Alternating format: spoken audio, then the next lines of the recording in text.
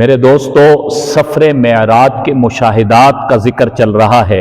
سفر معراج جہاں آپ صلی اللہ علیہ وسلم کو ساتوں آسمانوں کی سیر کرائی گئی، پھر آسمانوں سے اوپر بیت المعمور اور سدرۃ المنتہا، پھر مختلف جگہوں کی سیر کرائی گئی۔ حضرت انس بن مالک رضی اللہ عنہ فرماتے ہیں کہ حضور اکرم صلی اللہ علیہ وسلم نے ارشاد فرمایا کہ میں حضرت جبرائیل کے ساتھ سفر پر گیا، سفر معراج پر گیا، سدرۃ المنتہا کو دیکھا، بیت المعمور کو دیکھا، پھر کچھ ایسی جگہوں پر گئے تو میں نے دیکھا کہ کچھ ایسے لوگ نظر آئے کہ جن لوگوں کے ناخن تانبے کے تھے اور اپنے ہی ناخنوں سے وہ اپنے چہروں کو چھیل رہے تھے، اپنے ہی تانبے کے ناخنوں سے اپنے سینے کو چھیل رہے تھے۔ حضور علیہ السلام نے جب یہ دیکھا تو جبرائیل سے پوچھا، اے جبرائیل یہ لوگ کون ہیں؟ فرمایا یا رسول اللہ یہ وہ لوگ ہیں جو غیبت کیا کرتے تھے، اپنے بھائیوں کی غیبت کیا کرتے تھے، دوسروں کی آبرو ریزی کیا کرتے تھے، بے آبروی کیا کرتے تھے۔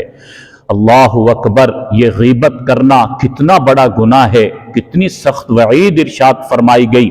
یہ حرام ہے، یہ گناہ کبیرہ ہے، یہ ایک بڑی معاشرتی خرابی ہے کہ سفر معراج کے موقع پر اتنا دردناک منظر دکھایا گیا، امت کو اس کے ذریعے تعلیم دی گئی کہ یہ ایک بڑا گناہ ہے، یہ چھوٹا گناہ نہیں ہے، معمولی گناہ نہیں ہے، اس سے بڑی بڑی خرابیاں جنم لیتی ہیں، یہ ایک معاشرتی خرابی ہے۔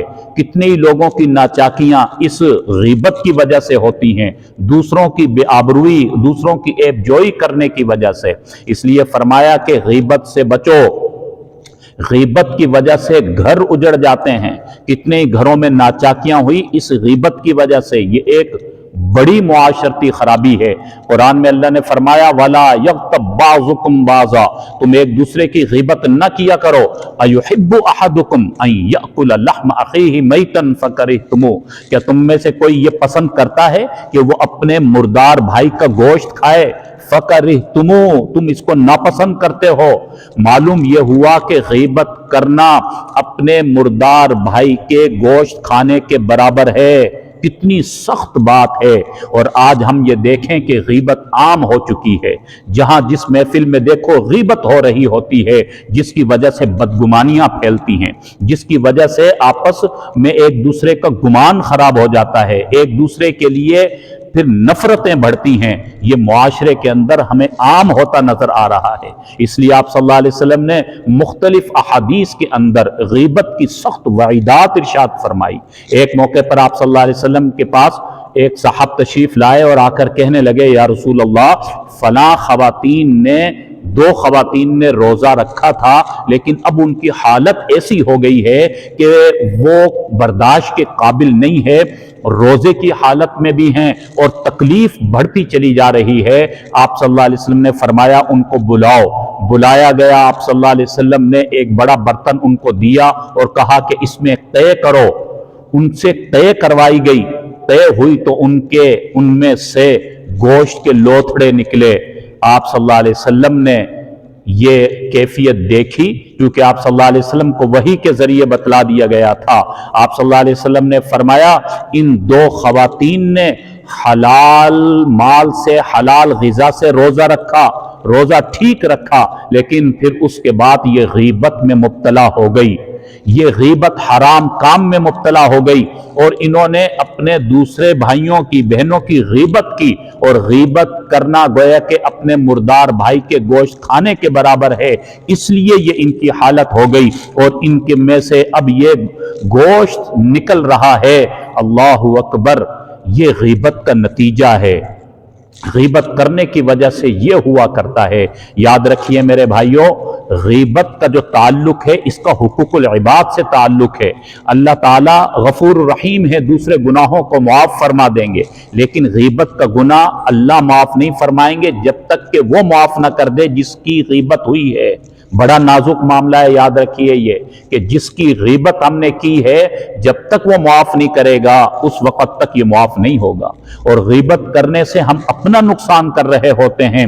فرمایا کہ جس کی ہم غیبت کر رہے ہیں ہمارے ثواب اس کے کھاتے میں ڈال رہے ہیں، اس کا تو فائدہ ہو رہا ہے۔ یہ غیبت ایک آگ ہے، یہ باطنی آگ ہے جو انسان کو झुलसाती रहती है।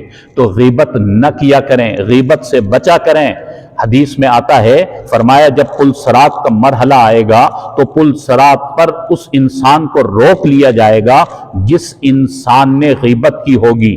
हुक्म होगा कि पहले गीबत का कफारा अदा करो, उसके बाद तुम्हें यहां से गुजरने दिया जाएगा।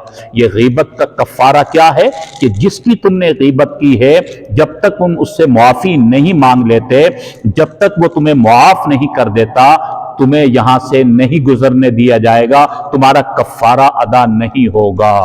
अंदाजा कीजिए, बड़ा नाजुक ये मामला है। उखरवी लिहाज से भी इसमें इसकी बड़ी पकड़ है और दुनियावी लिहाज से भी इसका बड़ा नुकसान हुआ करता है। तो इसलिए सफर मेराज में आप सल्लल्लाहु अलैहि वसल्लम को यह मुशाहिदा करवाया गया और आप सल्लल्लाहु अलैहि वसल्लम ने हमें यह तालीम इरशाद फरमाई और हमें समझाया गया, हमें तंबीह की गई कि हम गीबत से बचें। लिहाजा मुआशरे की इस्लाह के लिए ज़रूरी है कि इस गीबत के गुनाह से हम खुद भी बचें और अपने लोगों को भी बचाएं, और खुसूसन अपनी ख़वातीन की इस्लाह करें। जो माएँ बहनें हैं वो खुसूसन इस बात को जहन में रखें कि गीबत करने के बड़े नुकसानात हैं। रूहानी तौर पर भी नुकसानात हैं, मुआशरती तौर पर भी नुकसानात हैं और उखरवी लिहाज से भी नुकसानात हैं। इसलिए किसी भी महफिल में गीबत न करें। अगर कहीं गीबत हो रही है, बेहतर यह है कि उस गीबत को ख़त्म करने की कोशिश करें। आपस में बैठे हैं और अगर गीबत शुरू हो गई तो कोशिश करें कि गीबत का मौजू बदल दें, किसी और मौजू पर गुफ्तगू शुरू करें। और अगर आपकी कोशिश से भी वो गीबत का मौजू नहीं तब्दील हो रहा तो बेहतर है कि आप उस महफिल से उठ जाएं। और अगर महफिल से नहीं उठेंगे और आप समझते हैं जी मैं तो गीबत का हिस्सा नहीं हूं, लेकिन इंसान कब तक गीबत से बचेगा? थोड़ी देर में वो भी गीबत करना शुरू कर देगा। नहीं तो उस महफिल में तो वो बैठा हुआ है जिस महफिल में गीबत चल रही है। इसलिए मेरे भाइयों, हमें अपने मुआशरे को साफ करने के लिए, मुआशरे की तामीर के लिए अपनी महफिलों से, अपने घर की जिंदगी, अपनी पंचायत और आपस के मिल बैठने में हमने गीबत को दूर करना है, गीबत से अपने आप को बचाना है। अल्लाह रब्बुल आलमीन गीबत जैसे तमाम गुनाहों से हम सबको बचने की तौफीक नसीब फरमाए।